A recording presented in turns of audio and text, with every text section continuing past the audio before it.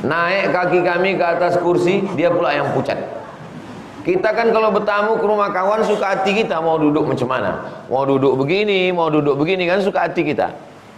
Kita duduk begitu, dia yang pucat. Kenapa? Karena dia menumpang di rumah itu. Mertua nanya, gimana mobilmu? Gimana rumahmu? Gimana gajimu? Asal dia nanya tentang mobil, cut kata jantung lagi. Tanya mobil, cut kata, lama-lama mati. Laki-laki itu hanya ingin dijadikan sebagai imam. Bilang sama dia, memang kau susah bang, memang kau tak punya duit, memang mobil ni mobil aku, memang rumah ni rumah aku, tapi kau adalah imamku. Satu-satunya kesalahanku waktu hidup ni cuma satu bang, mencintaimu.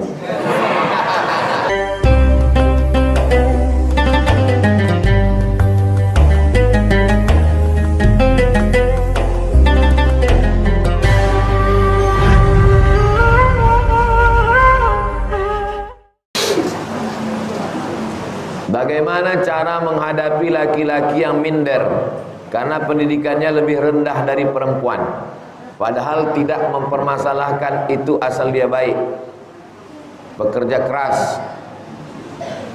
Dalam mazhab Syafi'i ada namanya kafa'ah, kufu. Laki-laki dengan perempuan mesti sekufu. Kalau tak sekufu tak boleh nikah. Itu tak ada dalam mazhab Hanafi, tak ada dalam mazhab Maliki, tak ada dalam mazhab Hambali. Dalam mazhab Syafi'i, laki-laki dengan perempuan mesti sekufu. Kalau tak sekufu dia tak boleh nikah. Orang sekarang banyak mengkritik, apa ini mazhab Syafi'i mesti pakai kufu-kufu, yang penting cinta nikah. Inilah solusinya. Tak cukup cuma cinta. Perempuan anak orang kaya, punya mobil, rumahnya bagus, jatuh cinta sama laki-laki miskin susah, akhirnya nikah, down, jatuh, minder.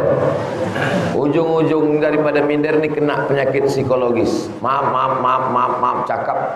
Bisa dia tak punya hasrat seksual. Kenapa? Gara-gara minder. Maka perempuan, kalau kau anak orang kaya, rumahmu bagus, gajimu banyak, bilang ke suamimu, bang, walaupun kau tak berduit, kau adalah imamku. Karena kalau kau lecehkan dia akan terus down, dia akan terus, akhirnya terjadi kekacauan pada pikirannya. Jadi pentingnya kufu. Itulah kenapa anak laki-laki dikasih harta warisan lebih banyak daripada anak perempuan. Lidzakari mithlu hadzil unsayain. Anak laki-laki 2 kali bagian anak perempuan. Kenapa? Bukan karena Islam tak adil. Disitulah letak adilnya Islam.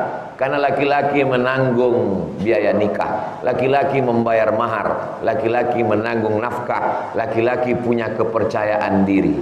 Berapa banyak perempuan bekerja, PNS, gajinya banyak, anak orang kaya, punya sawit, punya kos-kosan, laki-laki miskin, susah, tak punya duit, minder, tidak punya kepercayaan diri.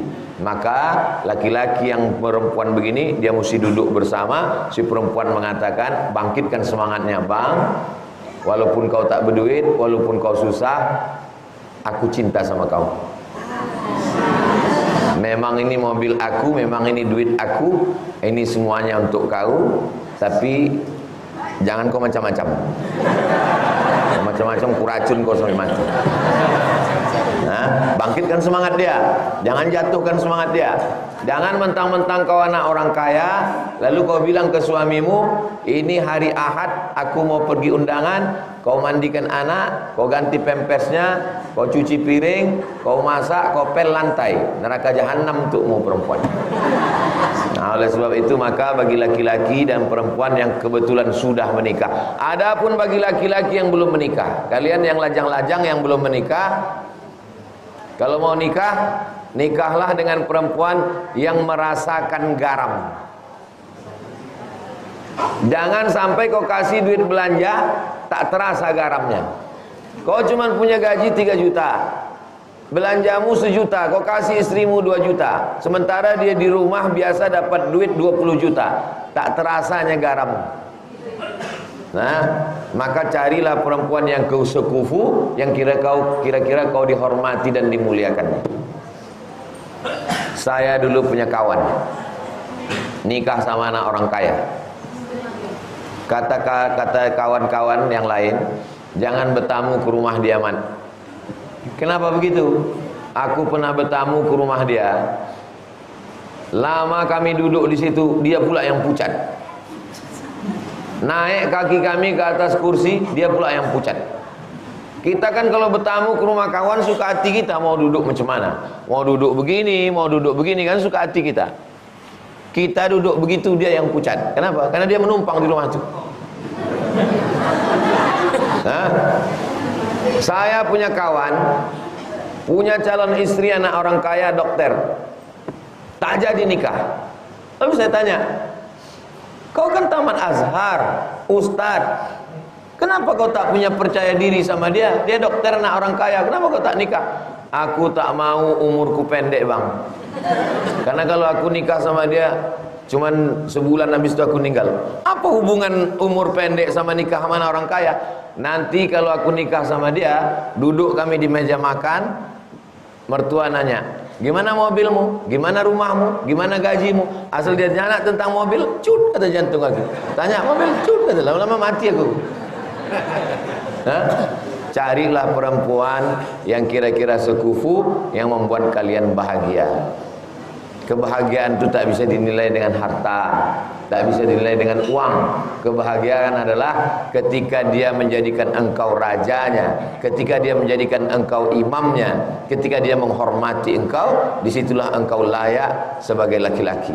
Walaupun rumahnya besar, duitnya banyak, kalau kau dihinanya, dijatuhkannya, keluar hasil sawit dia, keluar hasil duit kos-kosannya, keluar gaji dia, timbun duitnya. Kau tak punya duit?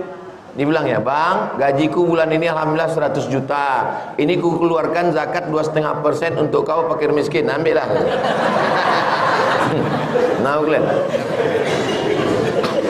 Bagi yang lajang, yang belum menikah, belum berbini, bagi yang sudah, apa boleh buat? Saya kasih tahu ke perempuan-perempuan yang kaya-kaya, yang kalian laki kurang beruntung, maka hormati suami itu.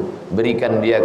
Laki-laki itu hanya ingin dijadikan sebagai imam. Bilang sama dia, memang kau susah, Bang, memang kau tak punya duit, memang mobil ni mobil aku, memang rumah ni rumah aku, tapi kau adalah imamku. Satu-satunya kesalahanku waktu hidup ni cuma satu, Bang, mencintaimu. Ustadz, bagaimana cara memperbaiki diri untuk kelak mendapat jodoh yang baik? Mengikuti kata hati, saran orang. Bagaimana cara memperbaiki diri? Pertama, bertaubat. Laki-laki itu kejahatannya cuma 3. Pertama, berjudi. Kedua, berzina. Yang keempat, narkoba. Berjudi, berzina, narkoba. Kalau ada kejahatan yang keempat, LGBT, gay, homo. Na'udzubillah. Kalau kau tak berjudi, kalau kau tak berzina, kalau kau tak narkoba, kalau kau tak homo, berarti kau orang baik. Berjudi?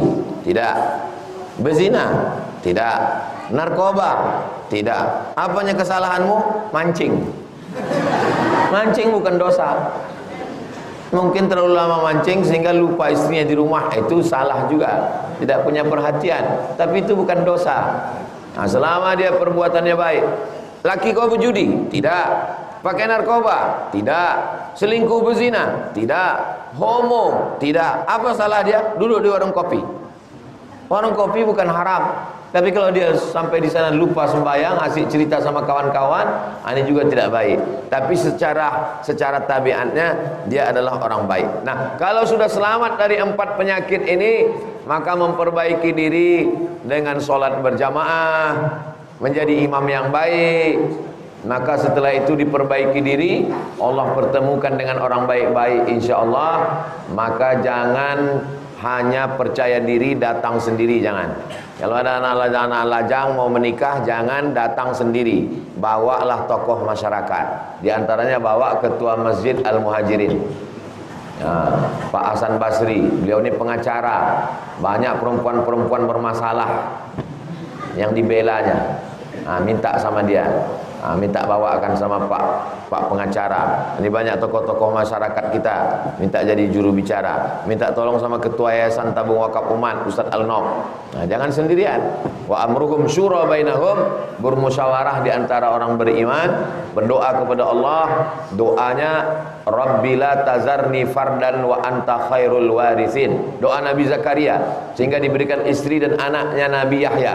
Rabbi la tazarni fardan wa anta khairul warithin. Rabbi, ya Tuhanku, la tazarni, jangan biarkan aku fardan, sendirian, wa anta, engkau, khairul warithin, sebaik-baik pemberi waris. Yang menghafal yang lajang aja, yang udah begini jangan dibaca lagi. Rabbi la tazarni fardan wa anta khairul warithin. Rabbi la tazarni fardan wa anta khairul warithin. Rabbi la tazarni fardan wa anta khairul warithin. Bagaimana membayar hutang orang tua yang sudah meninggal berupa hutang gadai dalam jumlah yang banyak? Ini padi, kebun sawah. Pinjam duit 100 juta, digadaikan sawah. Ditebus 100 juta, sawah balik. Meninggal, almarhum meninggal. Maka tengok surat perjanjiannya. Berapa menembus kebun nih? 100 juta. Tengok warisannya berapa? Warisannya ternyata 120 juta. Berarti ahli waris masih punya 20 juta lagi untuk dibagi.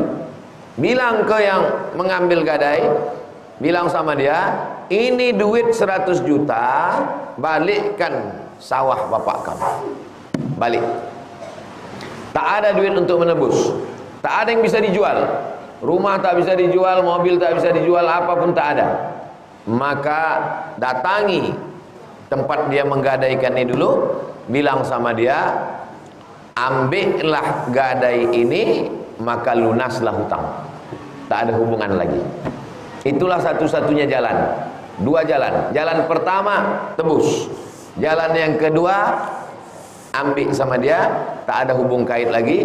Karena masalah gadai ini sebagai jaminan, kalau tak bisa membayar sampai tanggal yang ditentukan, maka barang yang digadaikan menjadi pemilik yang memberikan pinjaman.